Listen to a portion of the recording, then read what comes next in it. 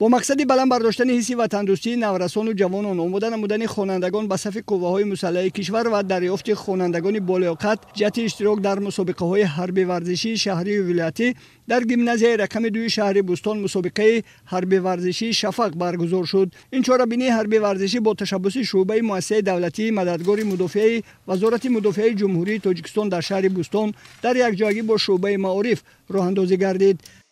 همه سالا همیشه چهاربینی ما میگذرانیم از طرف مؤسسه دولتی مددگار مدافع وزارت مدافع جمهوری تاجیکستان در شهر بوستان همیشه تصمیم گرفتیم که همیشه چهاربینی را بسیارتر گذرانیم که جوانان هوشیار باشند، زیرک باشند، برای خدمت وطن مادر آماده باشند. در چهاربینی امروزه از بین مکتب‌های سازمان‌های ابتدایی اشتراک دارند.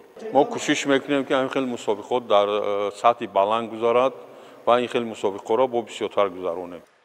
مسابقه حربی ورزشی شفق از روی نمودهای به قسم‌ها جدا و جابجاکنی автомат کلاشنیکوف جهیدن از جای بودرازی دویدن به مسافه 100 متر سنگ برداری و تورنیکشی جریان گرفته اشتراکچیان در این نمودها ملکه مهارت خود را با شوق زیاد نشان دادند.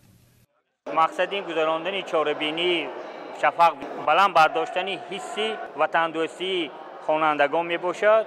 وقتی که ما چهاربینی ها را می گذاریم خوانندگان مکتب برای خدمت وطن مادر آماده می شوند. آینده همین خوانندگان بهترین در مسابقه های ولایتی شهری اشتراک می کنند. مورد به ذکر است که برگزاری چنین چهاربینی های حربی ورزشی امکانیت فراهم می آورد که نورسان و جوانان سنی تا دعوتی نمودهای ورزشی حربی را آموزند، شوق و هوسشان به ورزش زیاد گردد و من بعد دلیر و جسور به وی رسیده برای خلق و وطن خدمت شایسته نمایند. من در نمودی تورنیک زنی اشتراک نمودم و 50 تا تورنیک کشیدم. وقتی که ما با همین گونه مسابقه ها یعنی جلب میشویم ما ناترس و جسور میشویم. با خدمت وطن مادر آماده میشویم. من میخوام در آینده هم خیلی مسابقه ها بسیار شود و ما جایهای نمایان را بگیریم و اشتراک بنماییم.